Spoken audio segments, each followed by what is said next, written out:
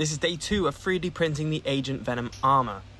So we left off yesterday with filling the mask with wood filler, which I then sanded during the night once it dried. And this is what it looks like when it's sanded, nice and smooth. Once we've done that, we're going to hit it with a layer of filler primer.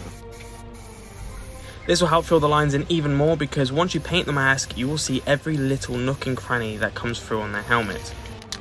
This is it. Once it's painted with filler primer, once it's dried, we will sand it down again. I'm using a lower grit sandpaper just so we don't scratch it too much. And then this is what it looks like when it's all sanded. However, when I was sanding it, I noticed a crack at the top of the helmet, and this is why wood filler is my best friend, because I just patched it up, waited for it to dry, sanded it down again, and hit it with another layer of primer, and it sorted it right out. But once it is all fully sanded, I will hit it with a layer of plastic primer. So this gives the paint that I'm actually going to use a nice little thing to attach to.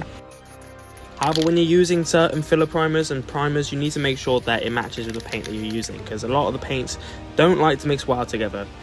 But thankfully, I found this matte black paint at Halfords and it works perfectly on it. Now, painting is the scariest part for me, as I've not been the best at it. All my last prints have had terrible paint jobs and it's always bugged me. But thankfully, I smoothed the mask out really well and it came out very nice. And this is what it looks like when it's fully coated. I like the colour of this, it came out very nice. And now we want to hit it with a clear lacquer, basically clear coat, to give it a nice little shine.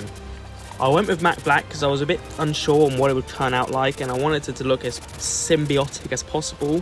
And the first layer I wasn't too sure, but this clear coat made it look very shiny and very cool. It was that shiny you could see yourself in it. Now, the lenses have been causing me a lot of issues. I have tried printing these lenses 3 different times.